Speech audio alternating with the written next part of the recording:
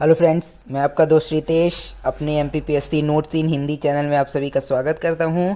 तो फ्रेंड्स, आज मैं एक नए टॉपिक पर वीडियो लाया हूं जो कि है होलकर वंश। होलकर वंश जो है कि मध्य प्रदेश में जो होलकर वंश था उससे रिलेटेड जो भी इम्पॉर्टेंट क्वेश्चंस बनते हैं उन सभी को मैंने इसमें पॉइंट वाइज पॉइंट बताया हुआ है इस वीडियो में। तो जो कि MPPSC के लिए एक नोट्स का काम करते हैं, जो MPPSC प्री में भी इनसे रिलेटेड बीच बीच में क्वेश्चन निकाल के पूछ सकता है। और ये जब यदि मेंस में पूछता है जो होलकर वंश से रिलेटेड कोई भी मतलब कि क्वेश्चन करता है तो उससे रिलेटेड भी आप इसमें से बनाकर लिख सकते हैं। ठीक है फ्रेंड्स, तो इस जो वीडियो में मैंने बताया है उसे आप नोट्स इसके ज़रूर बनाएं। और मैंने जो भी वीडियो डाले हुए हैं अपने MPPSC नोट्स इन हिंदी चैनल में, तो आप वो मेरे चैनल में जाकर देख सकते हैं वहाँ से। ठीक है फ्रेंड्स, तो इस वीडियो में चलने से पहले मैं आपको बता दूं कि यदि आपने मेरा चैनल अभी तक सब्सक्राइब नहीं किया है तो उसे सब्सक्राइब कर लें, ताकि मेरे आने वाले जितने भी वीडियोज़ के नोटिफिकेशन हैं वो आपको मिलते रहें। और फ्रेंड्स, यदि वीडियो आपको अच्छा लगे तो आप इसे लाइक और शेयर ज़रूर करें। ओके फ्रेंड्स, चलते हैं अपने वीडियो की ओर, देखते हैं अपने वीडियो में होलकर वंश से रिलेटेड क्या क्या पॉइंट्स बनते हैं।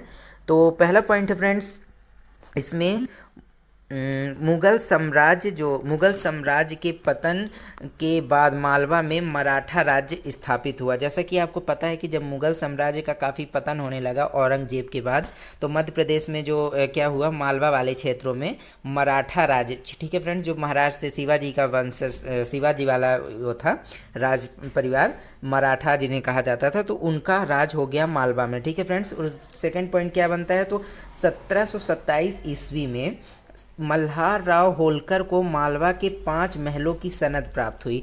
जो 1727 ईस्वी में मल्हार राव होलकर जो हैं, उन्हें मालवा के 5 महलों मतलब 5 महल उनको दे दिए गए। ठीक है फ्रेंड्स, कब, तो 1727 ईस्वी में। ये आप नोट जरूर करते जाएं फ्रेंड, डेट वगैरह, क्योंकि MPPSC में बीच बीच से निकाल कर क्वेश्चन पूछा जाता है। ठीक है फ्रेंड्स, और इसके बाद तीसरा पॉइंट क्या है, तो 1729 ईस्वी में होलकर और पवार की सनदों का निर्धारण हुआ। 1727 में तो मल्हार राव होलकर को 5 महलों की दे दिए गए, लेकिन 1729 में क्या हुआ, तो होलकर और जो पवार राज परिवार था, मध्य प्रदेश में आया था, तो इन दोनों की जो सनदों मतलब कि इन दोनों का जो बंटवारा कर दिया गया कि कौन सा हिस्सा इनको होलकर को मिलेगा और कौन सा हिस्सा पवार वालों को, जो पवार राज परिवार थे, उनको मिलेगा। ठीक है फ्रेंड्स, इसके बाद क्या, फिर अगला पॉइंट देखते हैं क्या हुआ। तो अगला पॉइंट फ्रेंड्स, फोर्थ पॉइंट क्या है, तो फोर्थ पॉइंट अक्टूबर 1730, अक्टूबर 1730 में क्या हुआ, एक साल बाद 29 के 100 मल्हार राव होलकर, जो मल्हार राव होलकर को मालवा के शासक बने और होलकर वंश की स्थापना की। जो 1730 को क्या हुआ, मल्हार राव होलकर जो हैं वो मालवा के शासक बन गए। ठीक है फ्रेंड्स, और होलकर वंश की स्थापना कर दी। तो सबसे मोस्ट क्वेश्चन पूछ सकता है फ्रेंड कि होलकर वंश की स्थापना, जो वंश की स्थापना किसने की, तो मल्हार राव होलकर ने की। और कब की, तो अक्टूबर 1730 में। ठीक है फ्रेंड्स, और ये मालवा के शासक बने। इसके बाद देखते हैं नेक्स्ट पॉइंट क्या हुआ। तो नेक्स्ट पॉइंट है फ्रेंड्स, 1731 में मालवा 3 सरदारों होलकर, पवार और सिंधिया में बांट दिया गया। जो मालवा का पूरा इलाका था फ्रेंड, तो वो 3 भागों में बांट दिया गया। किनके किनके बीच, तो होलकर, पवार और सिंधिया राज परिवार, ये तीनों ही जो राज परिवार थे कहाँ से आए थे, तो ये महाराष्ट्र के थे, मराठा वाले क्षेत्र के थे, मराठा लोग थे ये। तो इनको 3 भागों में बांट दिया गया। किसको, तो मालवा को 3 भागों में, इनके तीनों के बीच में। कब, तो 1731 में बांट दिया गया। इसके बाद हम देखते हैं अगला पॉइंट क्या है। तो अगला पॉइंट है फ्रेंड्स, 1732 ईस्वी में, 1732 ईस्वी में मालवा में 5 मराठों राज्यों की नींव पड़ी। जो 1731 में क्या हुआ, पहले तो 3 राज्यों में बांट दिया गया, होलकर, सिंधिया और पवार। अब लेकिन 1732 में क्या हुआ, तो मालवा में 5 मराठा राज्य जो थे उनकी नींव पड़ी। तो 5 देखते हैं कि कौन कौन से 5 थे। तो 5 थे फ्रेंड्स, पहला था होलकर वंश, जिन्होंने कहाँ राज किया, तो इंदौर में। ठीक है, ये इंदौर वाला क्षेत्र होलकर वंश को मिल गया। और उसका सेकंड कौन सा है, तो जीवाजी राव वाला वंश, इनको कौन सी क्षेत्र मिला, तो ये देवास छोटी पाती वाले जो क्षेत्र है, देवास का एक छोटी पाती क्षेत्र है, वो वाला जो इलाका था, किनको मिला, तो जीवाजी राव वंश को। ठीक है फ्रेंड्स, जिनके जो जीवाजी राव थे उनको मिला था देवास की छोटी पाती वाला इलाका। और उसके बाद धार वाला इलाका किसे मिला था, तो आनंद राव पवार को। आनंद राव जो पवार थे उन्हें धार वाला इलाका मिल गया था, ठीक है। और ये ध्यान रखिएगा फ्रेंड्स, ये सभी मराठा से संबंधित थे। और इसके बाद ग्वालियर वाला क्षेत्र किसे मिल गया, तो सिंधिया, सिंधिया जो परिवार था, राज परिवार, उन्हें सिंधिया वाले को मिल गया ग्वालियर वाला, ठीक है। और तुकोजी राव पवार को, ये इनको कौन सा मिल गया, तो देवास बड़ी पाती, जो छोटी पाती देवास की किसे मिल गई, तो जीवाजी राव वंश को, लेकिन जो देवास बड़ी पाती किसी मिली थी, तुकोजी राव पवार को, ठीक है फ्रेंड्स। ये ध्यान रखिएगा, कन्फ्यूजन ना हो। ये 5 मराठा परिवार थे जिन्हें मालवा में को बांट दिया गया, कब, तो 1732 में। इसके बाद देखते हैं नेक्स्ट पॉइंट क्या है। तो नेक्स्ट पॉइंट है फ्रेंड, मल्हार राव की पत्नी गौतमा बाई थी। जो मल्हार राव इंदौर में जो राज कर रहे थे, उनकी पत्नी कौन थी, गौतमा बाई थी। तो ये पूछ सकता है कि मल्हार राव की पत्नी का क्या नाम था, या गौतमा बाई किनकी पत्नी थी, तो मल्हार राव की, ठीक है फ्रेंड्स। और 1766 ईस्वी में मल्हार राव की मृत्यु आलमपुर में हो गई। ये नाम याद रखिएगा फ्रेंड, आलमपुर, आलमपुर में मल्हार राव की मृत्यु हो गई, कब, तो 1766 ईस्वी में, ठीक है फ्रेंड्स। और इसके बाद देखते हैं अगला पॉइंट क्या है। तो अगला पॉइंट है, खांडे राव का विवाह मानकोजी शिंदे की पुत्री अहिल्याबाई से हुआ। खांडे राव जो थे फ्रेंड्स, मल्हार राव के आगे की वंशज जो थी, तो उनकी खांडे राव का विवाह किससे हुआ, तो मानकोजी शिंदे, मानकोजी शिंदे की पुत्री कौन, अहिल्याबाई, अहिल्याबाई जिन्हें लोक माता कहा जाता है, उनका विवाह किससे हुआ, तो खांडे राव से हुआ, ठीक है। और अहिल्याबाई किसकी पुत्री थी, तो मानकोजी शिंदे की, ठीक है। इसके बाद देखते हैं नेक्स्ट पॉइंट क्या है। तो नेक्स्ट पॉइंट है फ्रेंड्स, परंतु खांडे राव 1754 ईस्वी में कुंभेरी किले की लड़ाई में मारे गए। जो कुंभेरी के किले की लड़ाई हो रही थी फ्रेंड्स, उसमें कौन मारा गया, तो खांडे राव, जो अहिल्याबाई लोक माता अहिल्या माई के जो पति थे, ठीक है फ्रेंड्स। कब मारे गए, तो 1754 में। ये पूछ सकता है कि किस किले के समय, लड़ाई के समय मारे गए, तो कुंभेरी किले के, ठीक है फ्रेंड्स।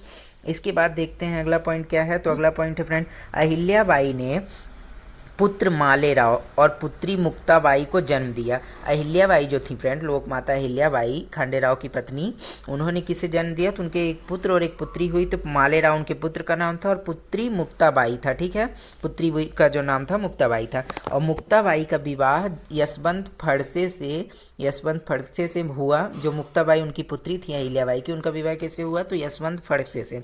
और पुत्र जन्म के समय मुक्ताबाई का भी निधन हो गया। जो मुक्ताबाई थी उनकी अहिल्याबाई की पुत्री, उनका जब उनके बच्चे का जन्म हो रहा था मुक्ताबाई के, तो उसी समय उनकी निधन हो गया था मुक्ताबाई का, ठीक है फ्रेंड्स। इसके बाद देखते हैं अगला पॉइंट क्या है। तो अगला पॉइंट है फ्रेंड्स, मालेराव भी पिता की तरह दुर्व्यसनी था। और 1767 ईस्वी में मालेराव भी मृत्यु को प्राप्त हुआ। जो मालेराव था फ्रेंड, देवी अहिल्याबाई का जो पुत्र था, वो भी मतलब कि गलत संगति का था, मतलब गलत चीज़ें खाता था, मांस मदिरा, ये मदिरा वगैरह ज़्यादा पिया करता था, व्यसन में डूबा रहता था। तो कब अपने पिता की तरह इसमें बताया गया है, तो 1767 ईस्वी में मालेराव की भी मृत्यु हो गई इसी वजह से, ठीक है फ्रेंड्स।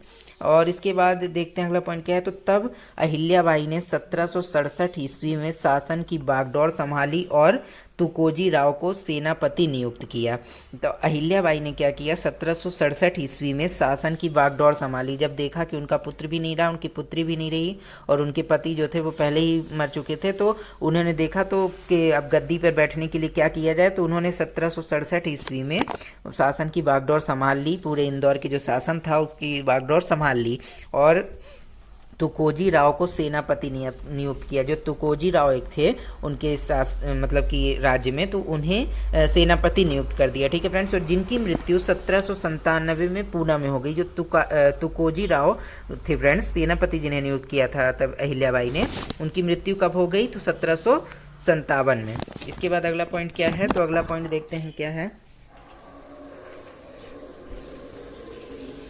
अगला पॉइंट है फ्रेंड, अहिल्या माता ने देश भर में देवालयों, नदी घाट, धर्मशालाओं का निर्माण करवाया और लोक कल्याणकारी कार्य किए। अहिल्याबाई ने देश में कई प्रकार के कार्य करवाए, इसीलिए उन्हें लोक माता कहा जाता है। उन्होंने देवालयों, नदी घाट, धर्मशालाओं का निर्माण करवाया, लोक कल्याणकारी कार्य किए। मैं आपको बता दूं कि जो फ्रेंड्स आप सुनते हैं कि वो बनारस में, अपने बनारसी में मंदिर है, मतलब शिव जी का जो है वहाँ पे बनारस में, तो वो मंदिर भी देवी अहिल्याबाई ने ही पुनरुद्धार करवाया था। जो औरंगजेब था उसने तोड़वा दिया था उस मंदिर को, तो जो अहिल्याबाई हैं उन्होंने ही इस मंदिर को बनवाया, और इसके अलावा भी उन्होंने कई मंदिरों का पुनर्निर्माण करवाया। तो इस वजह से ये काफ़ी ज़्यादा प्रसिद्ध हो गई, ये काफ़ी ज़्यादा अच्छे शासन चल रहा था इनके समय पे, इसलिए इन्हें लोक माता का जो दर्जा दिया जाता है, ठीक है, मतलब लोक माता देवी अहिल्याबाई कहा जाता है इन्हें। और इसके बाद फ्रेंड अगला पॉइंट क्या है, तो 13 अगस्त 1795 को 70 वर्ष की आयु में कब, तो 13 अगस्त 1795 को 70 वर्ष की आयु में महेश्वर में अहिल्याबाई ईश्वर चरणों में लीन हो गई। जब वो 70 वर्ष की आयु की थी तो महेश्वर में जहाँ वो रहा करती थी, उनका महल था, तो 13 अगस्त 1795 को उनकी मृत्यु हो गई। ठीक है फ्रेंड्स, इसके बाद देखते हैं अगला पॉइंट क्या है।